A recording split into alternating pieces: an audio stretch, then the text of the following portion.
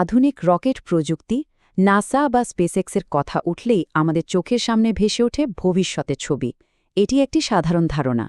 কিন্তু যদি বলা হয় আধুনিক মিসাইল প্রযুক্তির একদম শুরুর দিকের ব্লুপ্রিন্টটা বিংশ শতাব্দীর কোনো আধুনিক ল্যাবে তৈরি হয়নি, বরং ২০০ বছরেরও বেশি আগে আমাদের এই উপমহাদেশের কর্ণাটকের বুকেই এর জন্ম হয়েছিল।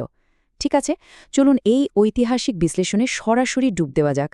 আজ আমরা তুলনা করে দেখব কিভাবে অষ্টাদশ শতাব্দীর কর্ণাটকে জন্ম নেওয়া এক বিস্ময়কর অথচ প্রায় হারিয়ে যাওয়া নকশা আধুনিক রকেটের পথপ্রদর্শক হয়ে উঠেছিল।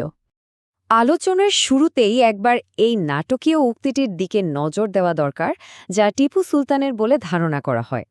একবার সেই অষ্টাদশ শতাব্দীর যুদ্ধক্ষেত্রের কথা কল্পনা করা যাক। বাতাসে বারুদের কড়া গন্ধ আর বিশ্বের প্রথম কার্যকর যুদ্ধ রকেটের কান ফাটানো গর্জন। রাতের অন্ধকার আকাশ ছিঁড়ে সেই রকেটগুলো সোজা ধেয়ে আসছে ব্রিটিশ লালকোট পরিহিত সৈন্যদের দিকে। এই উক্তিটি শুধু একটি সাধারণ বাক্য নয়, বরং এটি যেন এক যুগান্তকারী উদ্ভাবনের সরাসরি ঘোষণা। আমাদের আজকের আলোচনার প্রথম পর্ব সুলতানের লোহার আগুন। আর এখান থেকেই আমরা প্রবেশ করছি দ্বিতীয় পর্বে, ভবিষ্যতের প্রকৌশল। টিপু সুলতান এবং তার পিতা হায়দার আলী সে সময় পদার্থবিজ্ঞান ও প্রকৌশলে এমন এক অভাবনীয় উল্লম্ফন ঘটিয়েছিলেন যা হয়তো তৎকালীন বিশ্বে কেউ কল্পনাও করতে পারেনি। এই পার্থক্যটা একটু খেয়াল করা যাক। একদিকে ছিল বিশ্বব্যাপী ব্যবহৃত সেকেলে বাঁশের তৈরি রকেট বা আতশবাজি, যার আঘাত হানার ক্ষমতা ছিল খুবই সামান্য। আর অন্যদিকে ছিল মহীশূর সেনাবাহিনীর উদ্ভাবিত যুগান্তকারী এক অস্ত্র, যার আবরণ ছিল লোহার তৈরি এবং এটি প্রচণ্ড উচ্চচাপ ধরে রাখতে পারত। বাঁশের জায়গায় এই লোহার ব্যবহার শুনতে খুব সাধারণ একটা পরিবর্তন মনে হতে পারে, কিন্তু বিজ্ঞান আর যুদ্ধকৌশলের দিক থেকে চিন্তা করলে এটি ছিল আক্ষরিক অর্থেই এক বিশাল লাভ। কাঠ বা বাঁশের পরিবর্তে স্রেফ লোহার এই আবরণ ব্যবহার করে তৎকালীন প্রকৌশলীরা বলতে গেলে যুদ্ধের ভবিষ্যৎই নতুন করে লিখে ফেলেছিলেন।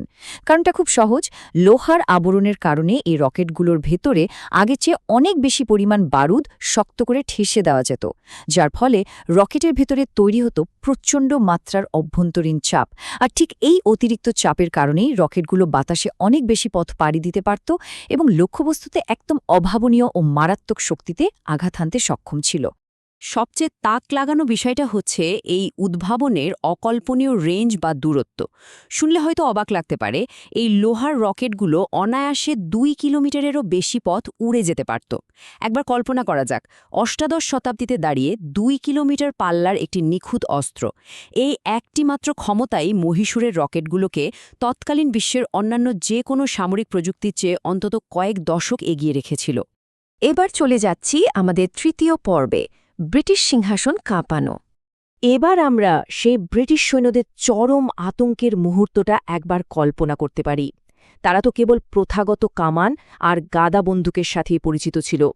যুদ্ধক্ষেত্রে রাতের আধারে হঠাৎ যখন আকাশ আলোকিত করে বিকট শব্দে এই জ্বলন্ত লোহার টিউবগুলো উড়ে আসতে শুরু করল এবং প্রচণ্ড ধ্বংসাত্মক শক্তিতে তাদের আশেপাশে বিস্ফোরিত হতে লাগল, তখন পরিস্থিতি কতটা ভয়াবহ রূপ নিয়েছিল তা বোধহয় আর আলাদা করে বলে দিতে হবে না। ঐতিহাসিক সূত্রগুলো ঠিক এভাবেই বিষয়টিকে বর্ণনা করেছে, সেই আগুন যা ব্রিটিশ সিংহাসন কাঁপিয়ে দিয়েছিল। এই রকেটগুলোর যে কান ফাটানো গর্জন এবং অবিশ্বাস্য গতি ছিল, পশ্চিমা বিশ্ব এর আগে তেমন কিছুর মুখোমুখি হয়নি। এটি শুধু যে শারীরিক ক্ষয়ক্ষতি করত তা নয়, বরং এটি ছিল এক চরম মাত্রার মনস্তাত্ত্বিক যুদ্ধ। শুরুর দিকে লড়াইগুলোতে এই ভয়াবহ প্রযুক্তির কোনো উপযুক্ত জবাবই ব্রিটিশদের কাছে ছিল না। আমাদের চতুর্থ এবং শেষ পর্ব, একটি বিশ্বব্যাপী রকেট উত্তরাধিকার। শ্রীরঙ্গপত্তনমের পতনের পর আসলে কি ঘটেছিল? ব্রিটিশরা যে কেবল সোনাদানা আর জমি দখল করেই থেমে গিয়েছিল তা কিন্তু নয়। তারা খুব দ্রুতই আঁচ করতে পেরেছিল যে এই রকেট প্রযুক্তিটা কতটা আধুনিক এবং কৌশলগত দিক থেকে কতটা তাৎপর্যপূর্ণ। তাই তারা অত্যন্ত সুচারুভাবে এই উন্নত রকেটের নকশা এবং বেশ কিছু নমুনা নিজেদের জন্য দখল করে সোজা ইংল্যান্ডে পাঠিয়ে দেয়। প্রযুক্তির এই বিবর্তনের টাইমলাইন বা রূপরেখাটা একটু খেয়াল করা যাক। ১৭০০ দশকের শেষ ভাগে মহীশূরের সেই কারখানাগুলো থেকে এই নকশা গিয়ে পৌঁছায় ইংল্যান্ডে। সেখানে উইলিয়াম কনগ্রিভ নামক এক ব্রিটিশ বিজ্ঞানী এই নকশা নিয়ে বিস্তর গবেষণা করেন এবং এর অভিযোজন ঘটিয়ে তৈরি করেন কনগ্রিভ রকেট। মজার ব্যাপার হল এই কনগ্রিভ রকেটই পরবর্তীতে নেপোলিয়নীয় যুদ্ধে এবং 1812 সালের যুদ্ধে ব্রিটিশদের হয়ে ব্যাপকভাবে ব্যবহৃত হয়েছিল। এখানে একটা দারুণ চমকপ্রদ ঐতিহাসিক তথ্য রয়েছে। আমেরিকান জাতীয় সঙ্গীতে যে বিখ্যাত রকেটস রেড গ্লেয়ার বা রকেটের লাল আলো ছটার কথা বলা হয়েছে, তার মূল উৎস কিন্তু সরাসরি টিপু সুলতানের সেই লোহার আগুনের সাথেই যুক্ত। মহীশূরের একটি যুদ্ধ প্রযুক্তি কিভাবে হাত খুঁড়তে খুঁড়তে আটলান্টিক পাড়ি দিয়ে আমেরিকার ইতিহাসেও পাকাপোক্ত জায়গা করে নিল, এটা সত্যি ভাবলে অবাক হতে হয়।